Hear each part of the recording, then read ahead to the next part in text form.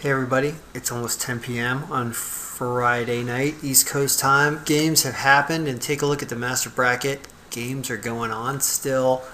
I was looking over scores, and like Wisconsin is ahead right now. This game's early on, going on. I think Oklahoma's winning. I don't think this game started yet. So, you have entered, by this point, you've probably entered a lot of your records in. You've got your entrance stuff in. So what does it look like? What do their standings look like? You pasted a bunch of things in here already, right? So what do you do? How do you look at the standing sheet? And a lot of you are going to have stuff that looks a little bit like this. Different versions of Excel are going to show different ways, so I can only show you a way that I would recommend to you, which would be Excel 2013. It's the best thing out there right now, and I'm sure there's going to be a 2015 coming out with Windows 10. There's going to have to be, right? So as of right now, go 2013, and you're going to be looking at all of your people. Now things expand and collapse in pivot tables, and this is its own universe of however you want this thing to look. Things expand and collapse. You can look at this in different ways. I have it in a tabular view for you guys, but you can do it in, say, compact view by going to the design tab and going to report layout and making it compact. And what that's going to do is shrink things down so that you're looking at less, but you can still show certain stuff. So what's funny about my bracket is there's me, and I cheated. I started mine late because I couldn't even get mine in on time. Can you believe it? Can you believe it? I actually couldn't. I didn't get mine in on time. I started after like 5 or 6 games had been done. I guessed them all right because I'm giving myself credit for getting them all right. Then this person, I have no idea who this person is. This person accidentally CC'd me on an email in some other tournament that they're in. That's the only other bracket I've received. Even this is the only one I have. So I do have one person that I'm up against. I don't know who you are, Lance. But right now I'm ahead based on what's going on. If we refresh this pivot table. Oh, it looks good. It's a good thing we did refresh the table. Always remember to refresh your tables because you won't now. So there's only 2 people in my tournament. You can create slicers to start looking through stuff and then rearranging things and answering questions that you'll have and really getting a perspective on what's going to happen in your tournament to come by looking at people, by looking at entry picks. So you create these little bubble slicers, which are filters, and they allow you to sift through your data a lot easier and understand what you're looking at. So these are all the people that are in our little fake tournament here, where I'm not giving away anything. And we can just highlight the people that are here. The blanks would be extra entries that you have in your alt data sheet that haven't been used yet. You can just delete them out of your alt data sheet too if you know you're done and you've entered everybody in. And I was entry number 2, and Lance was entry number 1. And I have 24 points right now, and he's got 20. Now, you're of course going to have a lot more people in yours, but there's also this points remaining, and then potential points. Potential points remaining means I have teams that are still alive that are playing in the future, and I apparently have one more than him right now. Like I said, I cheated, so he can still win because my bracket is static now. I did put a full bracket in there, So what's going on? Right now we're still in a round, right? Like at this time at 10 p.m. on Friday night, we're still in the middle of round 1. So you could use a slicer here. I just want to look at round 1 games. And in round 1, of course, the current points are still the same because that's the only round I'm playing. There's only 5 points left. We both have potential 5. I wonder what teams we have. Well, you can start opening things up. And there are different levels in these things called row labels over the top, which are just hierarchies of orders of things. And I'm going to grab round and I'm going to put round. I'm going to take round from what is up here. It's called the filter one. There's 4 quadrants. I'm not going to explain pivot tables in depth right now, but just understand that there's a lot of stuff that can be done. You can image anything any way you want. I'm going to put round below name, and I'm going to get rid of entry number because I know it's just the 2 of us anyway. And so there's the 2 of us playing, right? And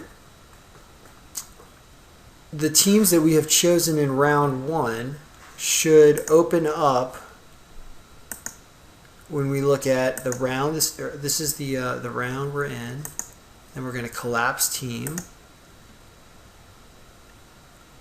Okay, so in the points remaining column, there's Wisconsin. So Lance has Wisconsin. Lance has Providence and Oklahoma.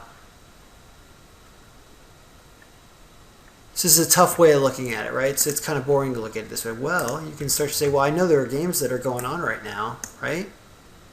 That are yet to be decided by looking at my master bracket and say, okay, Providence is playing Dayton. Here's one where there might be something, right? Providence and Dayton hasn't even started yet.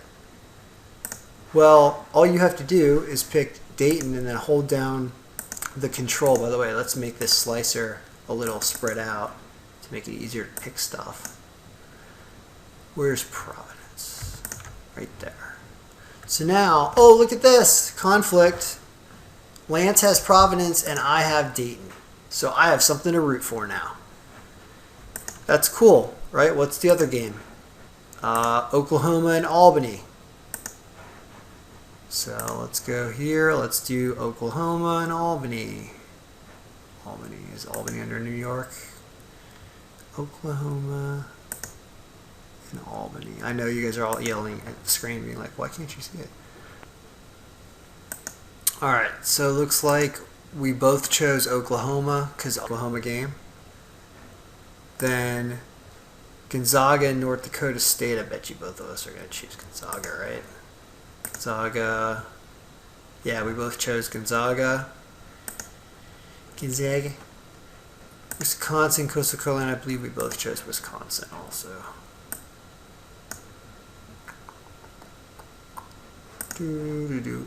Yes, we did.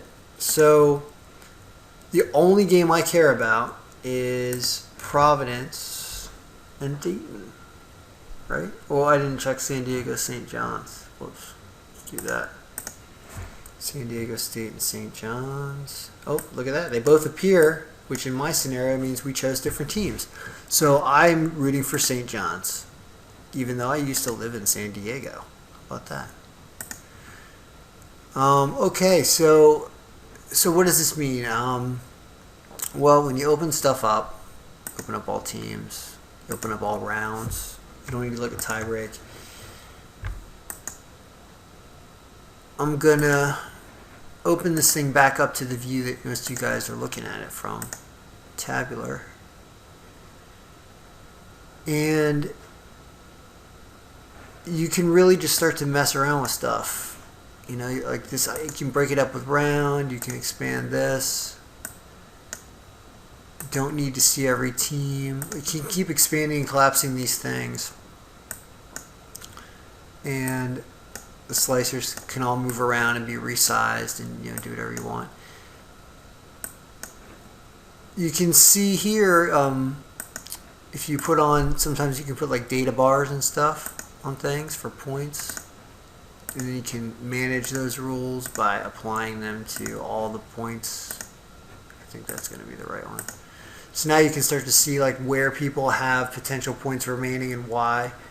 So like in round, I'm ahead all the way on that.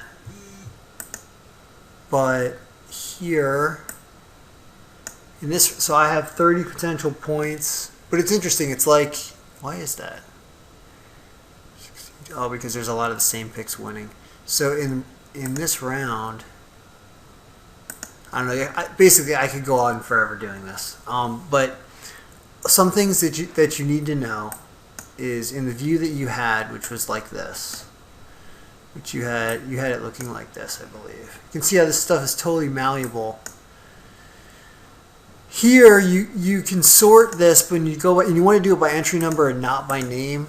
Because if you sort by name and you get people who have the same name on the same entry, or different entries but they use the same name, they're going to lump them together and you're not going to get the right standings. So you need to. That's why I put entry number in the front of this pivot table. So you need to sort by it, and you should be able to use something like more sort options if you have that option in the Excel version you're working. And you can choose any one of these because they have potential total possible points. I can be descending on that, and I do.